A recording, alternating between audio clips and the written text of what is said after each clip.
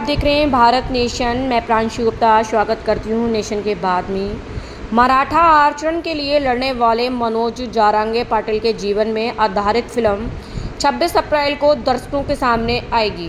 फिलहाल महाराष्ट्र में मनोज जारांगे पाटिल नाम काफ़ी लोकप्रिय है। मराठा आरक्षण के लिए अनशन करने के कारण जारांगे पाटिल का नाम महाराष्ट्र के कोने कोने में पहुंच गया है। मराठा आरक्षण के लिए इस आंदोलन को नेता मनोज जारांगे पाटिल के जीवन पर आधारित फिल्म संघर्ष योद्धा मनोज जारांगे पाटिल जल्द ही रिलीज होने वाली है। 26 अप्रैल को महाराष्ट्र में इसमें एक्टर रोहन पाटिल मनोज जारांगे पाटिल का किरदार निभा रहे हैं, इसलिए दर्शकों को यह फिल्म जरूर देखनी चाहिए, जो अपने 26 जनवरी अप्रैल 2024 को सिनेमा घरों में रिलीज होगी। अपील फिल्म के निर्माता निर्देशक और टीम ने धुले जिला मराठी पत्रकार संघ भवन में आयोजित एक प्रेस कॉन्फ्रेंस में की है। मराठा समुदाय के हीरो बने जारांगे पाटिल अब बड़े पर्दे पर नजर आएंगे। ये फिल्म का लेखन और निर्माण गोवर्धन ढोलटाड़े ने किया है, जबकि फिल्म का निर्देशन शिवाजी ढोलटाड़े ने किया है। रोहन पाटिल ने मुख्य भूमिका निभाई है। नमस्कार, मी शिवाजी ढोलटाड़े, डिरेक्टर। याच्या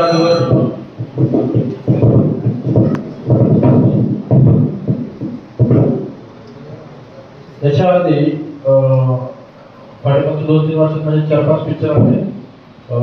मुसंडे होता, डोमसा होता, मजुनो होता, कळगाव होता, आणखी 2 सिनेमा रिलीजला आहेत. आणि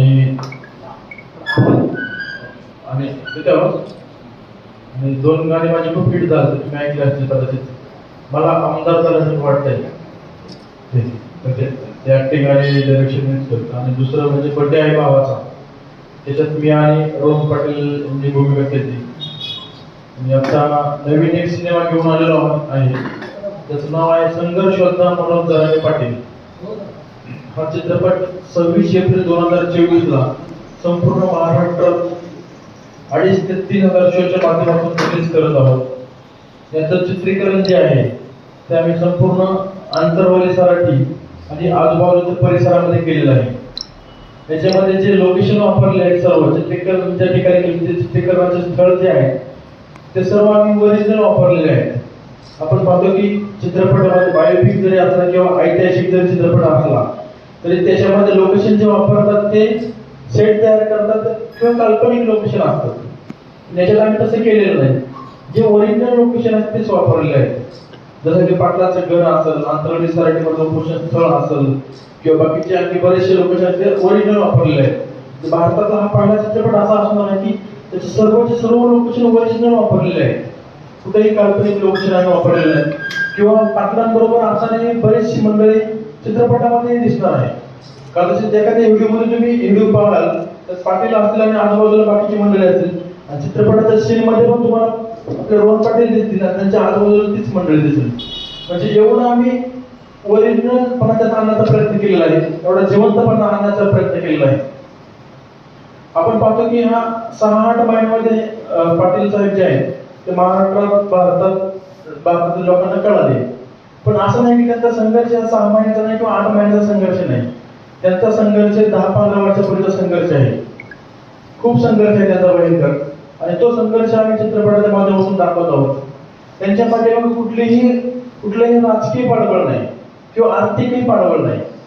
अक्षरशः त्यांचं घर जर तुम्ही बघितलं तर अक्षरशः मग तुमचा विश्वास असणार नाही.